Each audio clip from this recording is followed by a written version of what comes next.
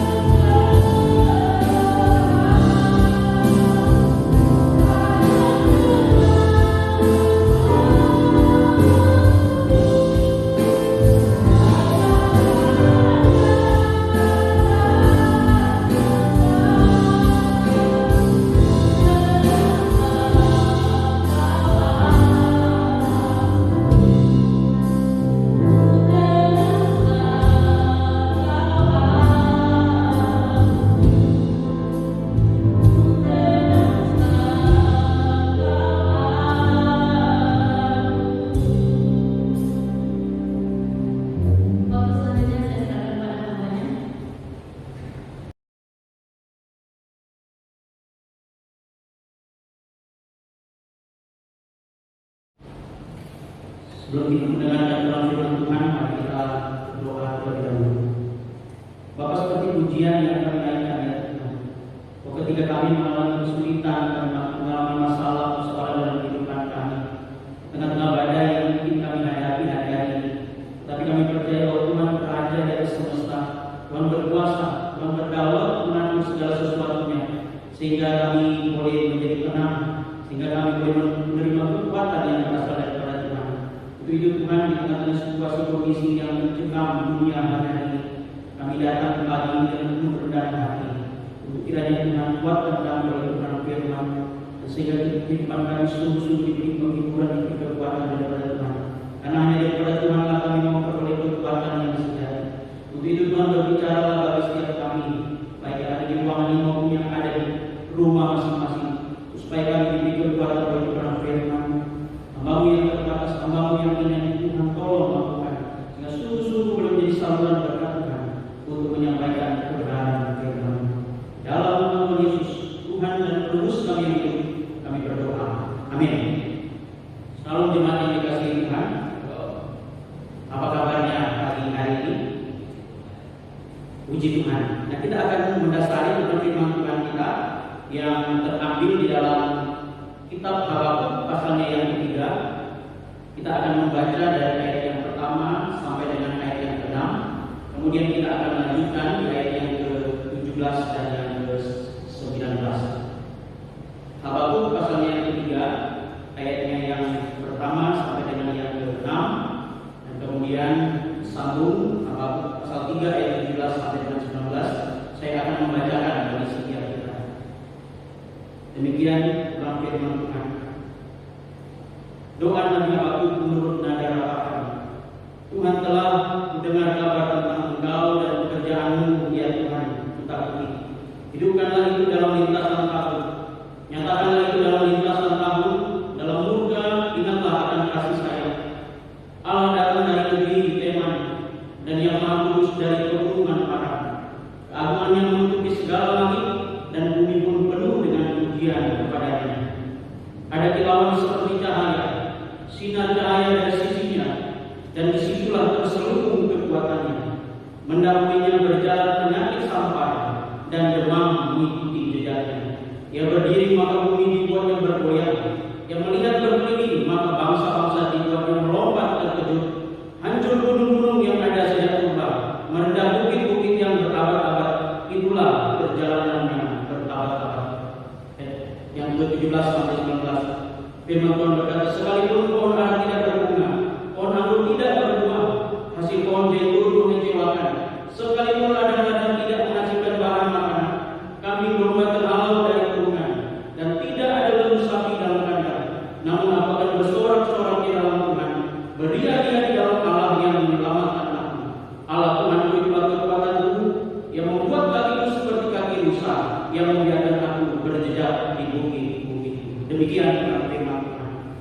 Yang dikatakan berbahagia mereka yang membaca, mereka yang merenungkan dan melakukan firman dalam kehidupan mereka hari dewasa. Nah, Bapak Ibu Saudara, ketika saya mengajukan pertanyaan apa kabar, mungkin ada yang berkata puji Tuhan, baik. Tetapi ada juga yang sulit untuk berkata puji Tuhan. Mengapa demikian? Karena memang situasi saat ini di mana kita hidup hari-hari di beberapa bulan terakhir ini adalah suatu situasi pandemi dari darurat global akibat COVID-19 atau virus corona yang kemudian menelan ribuan orang, memakan korban jiwa, kemudian menggoncang perekonomian dunia, sehingga tidak mudah bagi kita untuk berkata puji Tuhan pada waktu seseorang bertanya apa kabar. Nah, Bapak Saudara, beberapa bulan yang lalu mungkin kita dengan begitu mudah berkata puji Tuhan, kabar saya baik. Ketika ada seseorang bertanya apa kabarmu. Nah, mengapa demikian? Karena situasinya memang sedang baik-baik saja. Karena situasinya memang sedang dalam keadaan yang terkontrol. Tetapi mungkin tidak di dalam situasi saat ini. Mengapa? Karena sesuatunya sudah berubah. Sepertinya dulu yang begitu baik berubah menjadi sesuatu yang tidak baik. Kita bisa melihat situasi dampak dari virus ini. Kita bisa lihat situasi keadaan yang kita hidupi hari ini, walaupun mungkin baru beberapa bulan. Begitu sulit untuk mencari perlengkapan-perlengkapan bagi dokter, bagi perawat. Begitu sulit orang untuk mencari bahan pokok makanan karena begitu banyak orang yang memborong. Begitu sulit keadaan-keadaan yang dialami. Perekonomian begitu goncang. Bahkan orang mengalami sesuatu kerugian. Kenapa? Karena situasi memaksa orang harus diam di dalam rumah dan mengalami yang namanya kesulitan demi kesulitan. Bahkan diberitakan bahwa kurang lebih ada 100 negara yang mengalami dampak dari akibat virus corona ini, yang tentu di dalamnya ada saya dan saudara. Nah, Bapak Ibu Saudara, dari peristiwa ini kita melihat ada dampak perubahan besar yang terjadi di tengah-tengah dunia ini. Mengapa demikian? Ekonomi menjadi lesu, pendapatan menjadi berkurang, masyarakat diminta untuk ada di rumah dan tidak kemana-mana kalau tidak ada hal yang penting yang akan dilakukan. Sehingga di dalam organisasi-organisasi agama, di dalam kekristenan pun kita merasakan dampak daripada virus corona. Dengan apa? Kita harus beribadah di rumah masing-masing supaya mencegah penyebaran virus ini, supaya tidak tertular virus corona, dan supaya juga kita tidak menularkan virus corona bagi yang mungkin sakit atau yang bisa membawa penularan ini. Sehingga sadar tidak sadar muncul masalah baru di tengah-tengah keluarga. Tentu masalahnya bukan virus corona, masalahnya itu apa? Bahwa badan kita mulai melebar ke kiri ke kanan. Kenapa demikian? Karena kerjaan kita di rumah simpan makan terus, sehingga akhirnya 14 hari kita berkurung diri di rumah, 14 hari isolasi, maka kemudian mulai baju tidak kuat. Kenapa demikian? Karena badan makin hari makin gemuk, sedangkan baju makin hari makin kecil. Bukan baju yang kecil, tapi kitalah yang gemuk. Sehingga saya pikir ada usul statement yang saya lihat di internet, ada perkataan, ada anjuran yang sedikit nyeleneh, tetapi ada benarnya juga.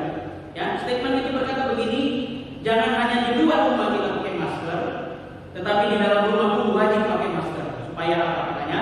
Supaya jangan makan terus. Nah, sebagaimana orang percaya di negeri ini, Bapak Ibu Saudara, mungkin kita bertanya kepada Tuhan, apa yang terjadi dengan dunia hari-hari ini? Seperti apa keadaan kami ke depan? Nah, memang sebagai manusia pasti ada perasaan khawatir. Sebagai manusia pasti ada merasa cemas. Sebagai manusia mungkin kita merasa takut ketika kita melihat situasi yang terjadi saat ini. Sebagai manusia mungkin kita mengalami yang namanya kecemasan, kekhawatiran, bahkan ketakutan. Dan tidak sedikit orang mulai menyalahkan orang lain, dan tidak sedikit orang mulai menyalahkan gara-gara ini, gara-gara negara ini, gara-gara itu, lalu akibatnya terjadi seperti ini. Tetapi saya percaya di tengah-tengah situasi yang terjadi di dunia ini pasti dalam seizinnya Tuhan. Makanya firman Tuhan berkata dalam Roma 8:28, segala perkara bekerja bersama-sama untuk mendatangkan kebaikan. Di sini kita melihat apa? Bahwa segala sesuatu terjadi di bawah kolong langit ini, semuanya di dalam rencana, di dalam seizinnya Tuhan. Nah, Bapak Ibu Saudara, perasaan yang sama pernah dialami oleh seorang nabi yang bernama Habakuk. Ketika segala sesuatunya kelihatan tidak ada harapan, ketika segala sesuatunya kelihatan begitu sulit dalam kehidupannya, dia pun mulai menyalahkan orang-orang di sekitarnya, dan dia menggerutu, bahkan dia mulai mempertanyakan Tuhan. Dia mulai protes kepada Tuhan. Dalam Habakuk pasal yang pertama ayat 2 dan 4 sampai 4 dikatakan demikian, berapa lama lagi Tuhan aku berteriak tetapi tidak kau dengar, aku berseru kepadamu penindasan tetapi tidak kau tolong. Mengapa engkau memperlihatkan kepadaku kejahatan sehingga aku memandang kelaliman? Ya, aniaya berjumlah besar seperti belalang pitahan. Itulah sebabnya hukum kehilangan kekuatannya dan tidak pernah muncul keadilan, sebab orang fasik mengepung orang benar. Itulah sebabnya keadilan muncul terbalik. Nah, Nabi Habakuk mengalami yang namanya pergumulan hidup dalam ketidakpastian, hidup dalam keadaan kekurangan, kesusahan. Mengapa Bapak Ibu Saudara? Karena Alkitab mencatat hasil kebunnya mengecewakan. Ladang-ladangnya tidak menghasilkan bahan makanan. Lalu kemudian tidak ada yang baik di dalam pertenangannya. Kambing domba, lembu sapi tidak ada. Sehingga dia begitu merasa sulit sekali dalam kehidupannya. Dia merasa begitu susah sekali karena segala sesuatu yang dia andalkan selama ini, segala sesuatu yang dia harapkan selama ini dari pertaniannya, dari peternakannya, tidak membawa hasil sama sekali. Tetapi apa yang terjadi di dalam ayat yang ke-18? Dengan iman dalam doa dia berkata, namun aku akan bersorak-sorak di dalam Tuhan, beria-ria di dalam Allah yang menyelamatkan aku. Nabi Habakuk menyampaikan doa yang begitu luar biasa di tengah-tengah kesulitan, di tengah-tengah kehidupan yang amat sangat tidak baik. Dia mengucapkan sebuah pernyataan doa, sebuah ungkapan doa yang begitu luar biasa. Nah, dengan kata lain, Nabi Habakuk mungkin hidupnya mengalami kesulitan. Dengan kata lain, mungkin dia mengalami penderitaan. Mungkin hidupnya berat, tak ada satu pun yang bisa dia andalkan. Tetapi tetap dia memuji Tuhan, tetap dia bersyukur kepada Tuhan. Mungkin dia berkata, aku tahu, aku sadar bahwa ada sukacita di tengah-tengah kesulitan, ada kekuatan, bahkan ada keselamatan di dalam Yesus Kristus Tuhan. Nah, Bapak Ibu Saudara, di tengah-tengah situasi yang dia alami, di tengah-tengah situasi yang sulit dalam kehidupannya, dia masih berkata bahwa Tuhan, Engkau baik, bahwa Tuhan, aku mengucap syukur kepadamu sebab Engkau memberikan saya kekuatan. Nah, pertanyaannya adalah, mengapa Nabi Habakuk bisa tetap bersukaria dan tetap kuat sekalipun di dalam kesusahan yang dia alami?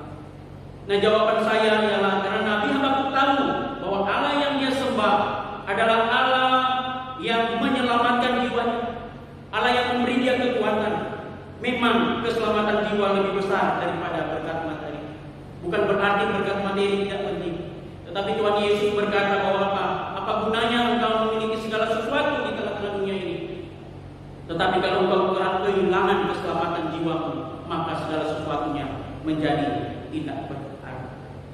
Nah, Bapak Ibu Saudara, kalau mungkin sebelumnya Nabi Habakuk sempat menggerutu, kalau mungkin sebelumnya Nabi Habakuk sempat protes kepada Tuhan tentang apa yang dia alami, tentang apa yang dia rasakan dalam kehidupannya, tetapi ketika dia mulai mengenal, mengerti maksud dan rencana Tuhan dalam kehidupannya, dia berkata dengan penuh iman, sekalipun tidak ada lembu, tidak ada kambing domba, sekalipun tanaman tidak menghasilkan, sekalipun banyak hal yang saya alami di dalam kekurangan, tetapi saya mau berkata bahwa Tuhan adalah baik, Tuhan penyelamat.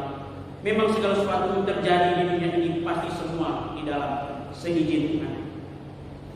Nah, kalau demikian, apakah Tuhan mengizinkan virus corona terjadi di tengah-tengah dunia ini? Kalau demikian, apakah Tuhan memang mengizinkan hal ini terjadi? Jawaban saya, ya. Kenapa demikian? Karena saya percaya segala sesuatunya di tengah-tengah dunia ini semua di dalam kendali Tuhan. Apakah Tuhan menciptakan kejahatan? Tentu tidak. Tetapi yang saya mau sampaikan bahwa apa? Bahwa peristiwa baik, keadaan yang baik, dalam keadaan yang sulit, bahwa Tuhan mengizinkan itu terjadi. Tentu ada maksud Tuhan yang belum kita mengerti dan paham. Tetapi yakinlah, di tengah-tengah situasi yang tidak mengenakan ini, kita percaya bahwa Tuhan punya maksud yang terbaik bagi orang-orang percaya, maksud yang baik bagi orang-orang yang mengikutinya, maksud yang baik bagi orang-orang yang setia pada Tuhan. Nah, kesempatan apa yang bisa kita dapatkan? Kesempatan apa yang kita bisa pelajari dari kesulitan akibat virus corona yang menggemparkan dunia hari-hari ini? Yang pertama yang saya pelajari bahwa dari peristiwa ini ada hal yang bisa kita pelajari supaya apa? Supaya manusia semakin dekat kepada Tuhan. Nah, Bapak Ibu Saudara, mengapa kadang-kala orang Kristen diizinkan Tuhan mengalami penderitaan dan kesulitan? Mengapa kadang-kala orang Kristen mengalami yang namanya sesuatu yang tidak baik, sesuatu yang tidak mengenakan? Jawaban saya sederhana, supaya kita semakin dekat dengan Tuhan. Dan jika diperhatikan, justru dalam keadaan sulitlah kita melihat Nabi Habakuk mengenal Tuhan yang dia sembah adalah Tuhan yang setia, adalah Tuhan yang sungguh-sungguh mengerti. Ada hal yang Tuhan memberikan lebih daripada berkat-berkat jasmani dalam kehidupannya. Nah, kadang-kala memang peristiwa yang tidak mengenakan terjadi, tetapi ada maksud Tuhan yang baik dalam. Seperti ada sebuah kisah misionaris yang melayani ke pedalaman Afrika.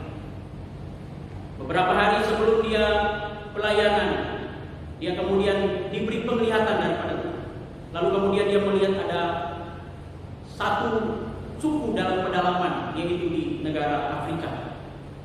Kemudian dia mulai berkata kepada Tuhan, Tuhan, kenapa harus ke sana? Kenapa harus ke pedalaman Afrika? Kenapa tidak di tempat yang lain? Walaupun dia menggerutu, tetapi dia tetap, ya Tuhan, saya siap, saya akan berangkat. Lalu kemudian beberapa hari sebelum berangkat, dia mengalami kecelakaan. Pada waktu mengalami kecelakaan, tabrakan motor, semua gigi rontok. Habis gigi, satu pun tidak ada gigi. Lalu kemudian dia pergi ke tukang sol gigi, ya. Mungkin sol sepatu, tambal gigi. Kemudian dia pasang gigi palsu. Dalam hati Tuhan, sudah pergi ke pedalaman, gigi habis lagi. Apa maksud Tuhan?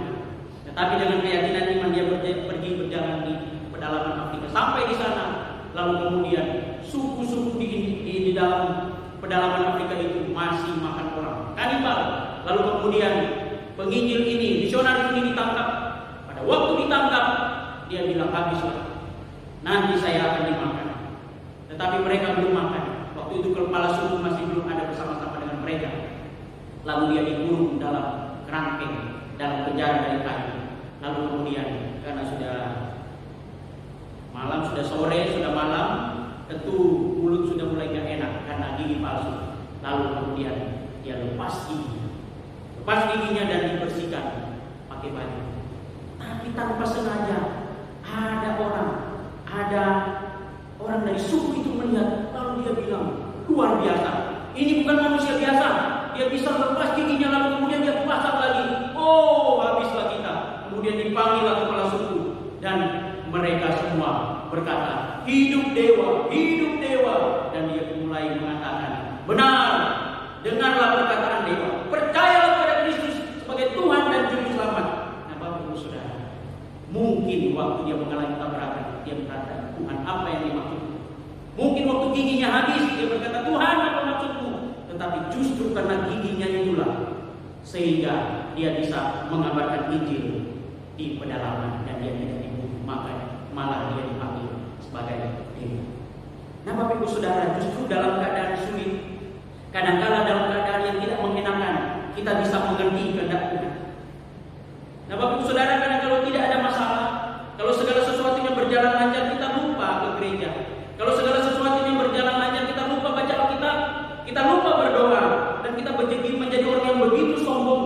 Bahkan sifat kita mungkin membuat orang lain merasa sakit hati dengan perlakuan kita.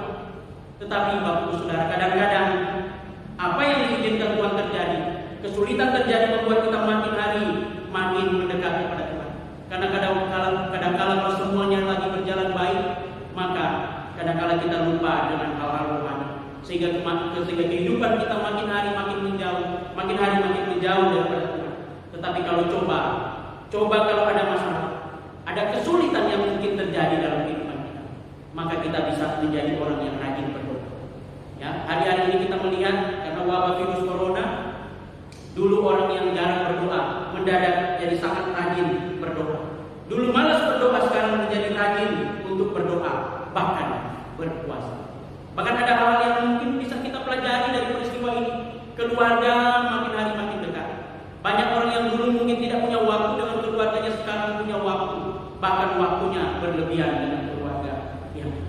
Jadi yang pertama kita pelajari bahwa kadang-kala lewat masalah dan kesulitan yang kita alami membuat kita makin dekat dengan Tuhan. Nah, saudara, hidup Kristen bukan hanya hidup orang-orang Kristen yang berkata, haleluya, puji Tuhan. Pada waktu pendeta berkata ada berkat di dalam Tuhan Yesus, dan kita berkata yes, amin. Tetapi hidup Kristen juga adalah orang-orang yang berkata, tetap Allahku baik sekalipun aku harus mengalami kesusahan dan penderitaan. Nah, mungkin pertanyaan saudara kepada saya, bukankah Tuhan berjanji akan menolong kita? Betul, Tuhan berjanji akan menolong kita. Tetapi Alkitab juga mencatat ada peristiwa di mana Tuhan mengizinkan ada orang-orang yang setia kepada Tuhan harus mengalami yang namanya penderitaan dan kesulitan. Kita tahu kisah Stefanus, dia seorang yang saleh, tetapi Alkitab mencatat bahwa Stefanus mati dirajam dengan batu. Mengapa demikian? Apakah Allah tidak menolong Stefanus? Tidak demikian, tetapi Allah mengizinkan itu terjadi. Mengapa bagi Paulus dan Silas ada Allah sumber segala mujizat ketika mereka keluar dari penjara? Buat Daniel di gua singa, kenapa Allah bisa tolong? Kenapa dengan Sadrak, Mesak, Abednego bisa mengalami pertolongan dan mujizat daripada Tuhan? Tetapi apa yang terjadi dengan Stefanus? Dikatakan bahwa Stefanus mati dirajam dengan batu. Tetapi Bapak Ibu Saudara, tengah-tengah situasi ketika dia dirajam dengan batu, dia melihat kemuliaan Allah. Dia melihat Tuhan Yesus duduk di sebelah kanan Allah dan Tuhan menyembah. Kalau kita mungkin bertanya kepada orang-orang saat ini, kenapa Stefanus tidak ditolong? Mungkin orang mulai berkata, mungkin dia kurang doa. Dan banyak orang yang sering kali menghakimi ketika orang mengalami sesuatu yang sulit. Tetapi dari sini kita pelajari, Stefanus adalah seorang salib Yesus, seorang yang takut Tuhan. Tetapi pada akhir hidupnya dia mengalami sesuatu yang tidak menyenangkan. Nah, Bapak Ibu Saudara, saya tidak tahu masalah apa yang kemudian saudara hadapi hari-hari ini. Mungkin kesehatan kita, mungkin masalah keuangan kita, mungkin masalah pasangan hidup, mungkin usaha kita goyang, mungkin perekonomian begitu menjadi melemah akibat virus corona yang mewabah di tengah-tengah dunia di mana kita hidup. Tetapi berita baik pagi hari ini, ada satu pribadi yang hidup, yang bangkit dari kematian. Dia tahu beban hidup kita, dia tahu apa yang terbaik bagi setiap kita, yaitu Dia Yesus Kristus, Tuhan sang penebus dosa manusia. Saya percaya dengan iman bahwa Dia sanggup memberi kita jalan keluar. Dia sanggup menolong kehidupan kita. Mungkin saudara sudah berdoa dan berdoa, tetapi belum mendapatkan jawaban daripada Tuhan. Dan mungkin setiap kita bertanya kepada Tuhan, Tuhan, kapan wabah virus ini akan berlalu? Kapan wabah virus corona ini akan berakhir? Memang belum dipastikan. Memang belum dipastikan. Tetapi sebagai hamba Tuhan, saya ingin menyampaikan bahwa tetaplah percaya sekalipun dalam keadaan sulit. Kita pegang janji Tuhan bahwa Tuhan tidak mungkin tinggalkan kita di tengah-tengah situasi yang begitu mencekam hari-hari ini. Maka Tuhan Yesus berkata, marilah semua yang letih, lesu dan berbeban berat, aku akan memberikan kelegaan kepadamu. Saudara yang dikasihi Tuhan, janji demi janji firman Tuhan akhirnya menguatkan setiap kita di tengah-tengah situasi yang penuh dengan kecemasan ini. Saudara, di hari ini kita belajar kehidupan dari seorang Nabi Habakuk yang tetap bersukaria, tetap kuat sekalipun mengalami yang namanya kesusahan hidup. Bahkan dalam segala kesulitan, Nabi Habakuk masih berkata bahwa Tuhan baik, bahwa Tuhan terima kasih untuk segala sesuatunya, sekalipun dalam keadaan yang tidak baik. Nah, saudara, jika kita diizinkan mengalami kesulitan dan penderitaan seperti ini, mari kita ingat janji Tuhan. Mari kita pegang janji Tuhan. Firman Tuhan mengingatkan kita, menguatkan kita, seperti pelangi sehabis hujan. Begitupun juga dengan kasih setia Tuhan. Firman Tuhan juga mengingatkan setiap kita bahwa pencobaan-pencobaan yang kita alami adalah pencobaan-pencobaan biasa yang tidak melebihi kekuatan kita. Sebab Allah setia dan Dia akan memberikan jalan keluar ketika kita mengalami yang namanya pencobaan. Nah, Bapak Ibu Saudara, kita percaya sebagaimana air bah akan surut di muka bumi ketika Nuh harus berdiam diri selama 40 hari 40 malam di batu. Tetapi dalam ketaatan dan janji Tuhan bahwa apa? 40 hari bah itu akhirnya berakhir dan Tuhan memberikan janjinya sebagaimana musuhnya yang terpampang di langit. Itulah janji setia Tuhan. Seperti pelangi sehabis hujan, itulah janji setia Tuhan. Percaya sebagaimana di tengah-tengah kehidupan Nabi Nuh, dia tetap setia taat kepada Tuhan sampai akhirnya air bah surut. Begitupun juga dengan kita. Di tengah-tengah virus corona ini kita percaya satu waktu semuanya akan berakhir. Nah, Bapak Ibu Saudara, kalaupun mungkin di dalam kehidupan kita mengalami begitu sulit, begitu mengalami sesuatu yang tidak mengenakan akibat wabah virus corona ini, tetapi mari sebagai orang percaya, memang kita mungkin mengalami kesulitan di hari-hari ini. Banyak hal kesulitan yang kita alami, banyak hal kekurangan yang harus kita rasakan. Bahkan kalau kita bertanya kepada orang-orang tua zaman dulu, tidak ada satu wabah yang sampai akhirnya gereja harus kemudian harus beribadah di rumah. Karena begitu dampak luar biasa dari virus ini dalam penularan. Tapi kalau hari ini mungkin bulan-bulan ini kita mengalami yang namanya wabah virus corona COVID-19, COVID-19, kita percaya bahwa apa? Bahwa Tuhan pasti menolong kita.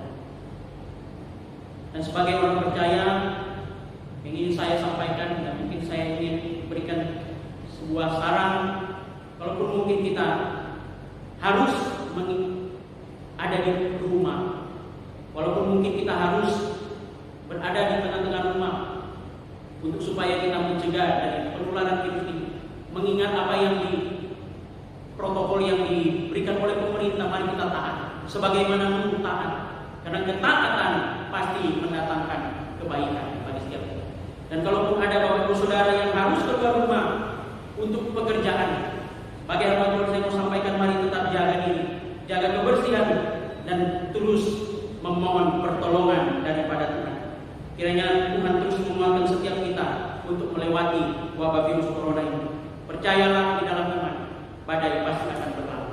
Mari kita tundukkan kepala, kita masuk di dalam doa. Bapak, kami bersyukur pagi ini kami boleh belajar dari firman Tuhan di tengah-tengah situasi yang begitu mencekam, di tengah-tengah situasi wabah virus corona yang menggoncang dunia, perekonomian dan lain sebagainya. Sebagai orang percaya, kami terus mau beriman, kami terus mau percaya bahwa ada janji Tuhan, ada janji pemeliharaan Tuhan bagi setiap kami, sehingga kehidupan kami sungguh-sungguh boleh terus diberi kekuatan penghiburan. Kami terus boleh berjalan dengan iman, dan kehidupan kami sungguh-sungguh boleh menjadi berkat. Kami berdoa, Tuhan terus tolonglah, pimpinlah selalu, dan kami berdoa ya Tuhan agar supaya wabah virus ini boleh cepat berakhir, dan biar kami boleh sungguh-sungguh Tuhan boleh menggunakan waktu-waktu ke depan untuk beribadah bersekutu bersama-sama. Itu kami belajar hari-hari ini Tuhan. Dengan peristiwa ini kami boleh belajar untuk kami kembali kepada Tuhan. Kami belajar untuk kami rendah hati, dan kami sungguh-sungguh kembali percaya, kembali mendekat kepada Tuhan. Dalam nama Tuhan Yesus, Tuhan dan penebus kami yang hidup, kami berdoa dan kami berserah. Amin.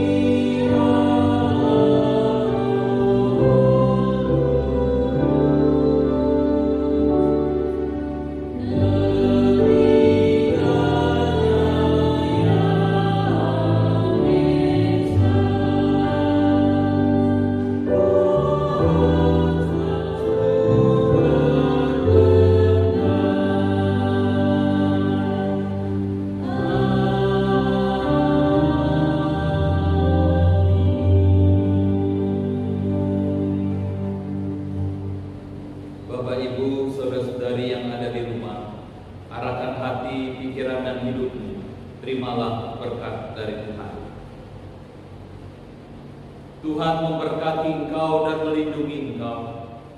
Tuhan menyinari engkau dengan wajah-Nya dan memberi engkau kasih karunia. Tuhan menghadapkan wajah-Nya kepadamu dan memberi engkau damai sejahtera, mulai sekarang seterusnya, bahkan sampai selama-lamanya. Amin.